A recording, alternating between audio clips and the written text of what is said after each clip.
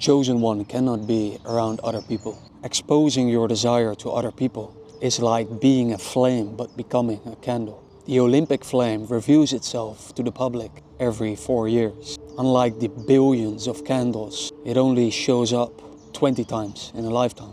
The truth is that the presence of candles will dim this burning flame inside of you. Any exposure to the candles will tame your flame. The chosen one cannot be exposed to candles, for if he does, he becomes a candle himself. You could have been this rare flare. You could have been this only flame, this big, so bright. Do you see what has happened to you, to us? By the way, I'm Jordan, did over $4 million in revenue, hired over 45 people. Started making videos in 2012, and I'm sharing how I grow my personal brand, achieve financial freedom, and find peace in my life. And I'm only sharing this because people seem to care about numbers, but it is effectiveness over appearance that matters. And a big disclaimer, never believe me, never believe anyone. Always ask yourself, find out for yourself if it is true. Never just accept something given from the people around you as truth. Because exposure to average will make you average. Like a virus, average spreads all over you. But unlike a virus, this poison is not felt. This poison is only felt by the chosen one. It is only felt in this moment of realization, where you see things for what they are. That the candles around you have dimmed your flame.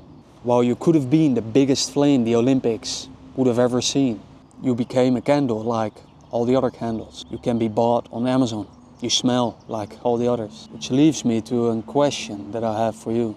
Do you want to be the biggest candle amongst other candles? Or the rarest of fires in a world full of water? The serious person may think about that question. You see, everyone talked about the negative side of COVID-19. But to the chosen one, it has shown the power of isolation, quarantine, introspection. Isolation is a gift where legends are born. Or better said, where the chosen one even has a chance. Because in isolation, you still face your own mind. A mind that is polluted with conditioned beliefs from all these years. A mind that still mirrors the exposure of all those candle lights. Do you realize this? I mean, even when you spend time alone, your mind will reflect the words of the candles from previous years. Candle dad, candle friend, candle religion, candle teacher, candle celebrity. They will all tell you to be realistic. They will try to make you compare yourself, and they will make you ask yourself, what if it doesn't work out? And any energy spent on these conditioned beliefs of those candles will dim your fire. Don't fall for the trap of trying to answer these questions or even entertain those ideas. Because if you do, you will return to Amazon's warehouse next to all the other candles. And it must be said that anyone who's watching this is not yet this Olympic fire, including me. You may be a large candle amongst medium ones. What I'm trying to say is that any wind can still blow your flame. Anyone can blow you out in a second. You must realize that the other people around you have an enormous impact, or could have, if you're not careful. You are extremely vulnerable. Do you see this? Reminds me of something Zlatan Ibrahimovic once said. I was listening, but I wasn't always following. But to Zlatan I would say, how great would you have been if you never listened at all? And my question to you is, how great of a flame would you be if no one ever extinguished you at all? If you never tried to answer Candle Dad or listen to Candle Teacher, how great would you have been by now? From the big sun, there is only one.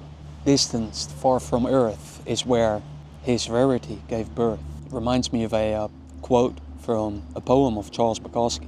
Isolation is a gift. All the others are a test of your endurance, of how much you really want to do it. And to that, I want to add, all the others that are testing your endurance should be avoided at all costs, because they are all slowing you down. I mean, why would you test your endurance if you're running a sprint? Why slow down so you can run with the crowd? You see this all the time, everywhere you go. A big one that recently fascinated me, and not in a positive way, are the cyclists of the Tour de France. I mean, how is it possible that in a race of 4 hours, they all end up sprinting against each other in the last second?